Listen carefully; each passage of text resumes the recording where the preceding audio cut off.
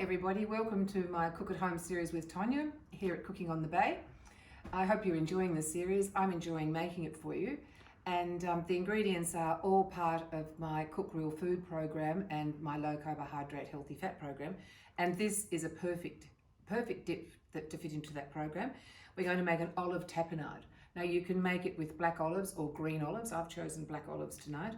And simply, after you have assembled your ingredients, which doesn't take very long, you put it in the food processor and add the oil, and you've got a beautiful dip, which we're going to serve with our seed crackers,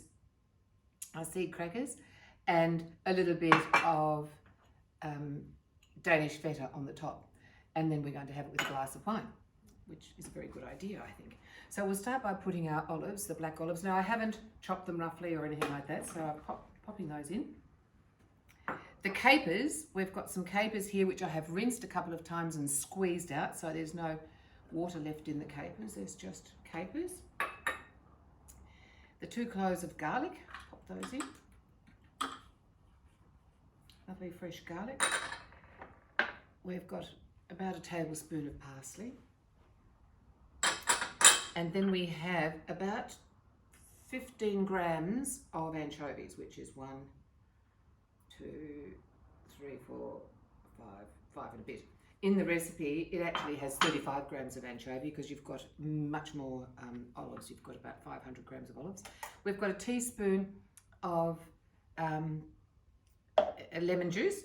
Now you can see my lemons, I'm getting very low on lemons, and I, as you know, squeeze them and bottle them and freeze them. So we're going to be using just a tablespoon of this, but we will adjust that to taste at the end. I've got here some chili flakes and some red chili. They're an optional extra. I'm not sure whether I'll use them or not. I'll wait until I get to the end here and I'll see how I feel.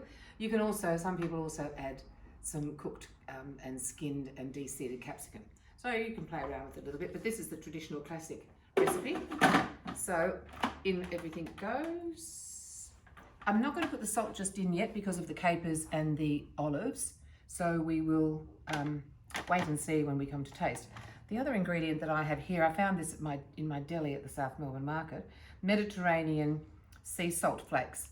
And they're rather lovely, as you can see, they're a lovely finish, and I thought we may sprinkle that over at the end for those salt lovers. It's got a little bit of oregano in there and some garlic.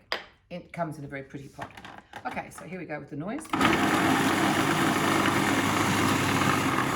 Scrape it down. Scrape it down. It probably takes you longer to just chop up these ingredients than it does anything else. There's nothing else to it. And oh, the flavour and the smell of those olives is beautiful. Beautiful. That's what you miss out on when you're not here with me, because you're there at home. Okay. So then we're going to slowly drizzle our olive oil in, and I took out about 100 mils, or I measured out 100 mils. Can you see that? That's beautiful. Gosh, it smells good.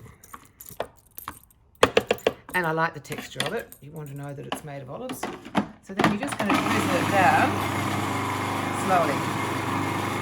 Now I've only got 50 mils in there, 100 mils for the half quantity. So we're going slowly drizzle. I'm going to check it. You don't want to add too much and make it too wet. And I actually think that you wouldn't want it any wetter than that, so we're going to leave it at that. I'm going to have a little taste to see whether I think we may need some salt or some pepper. We will want pepper. Definitely don't want any more salt in there, as you would imagine. So put some nice cracked pepper in. And I'm not going to add any chilli at this stage. If I want to add chilli, I might add it perhaps when we're making our, when I'm using it as a condiment for our ratatouille, which we're going to make in the next few days.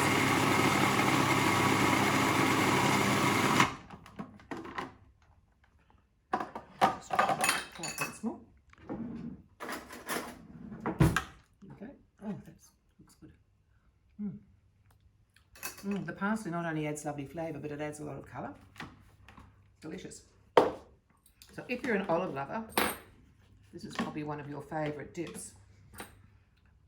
And you could add it to a variety of different things. You could add it and have it with some chicken. Sorry. As an aside to some salads. So I'm just going to put it into this little dish. Oh gosh, that tastes good.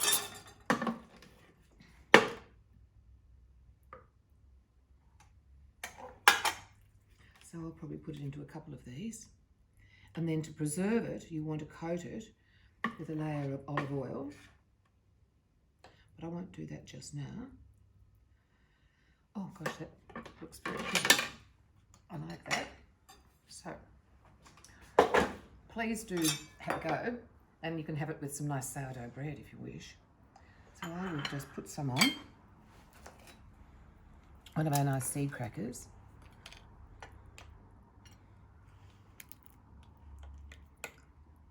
And you don't have to put the feta on top, but I thought the feta would be a pretty addition.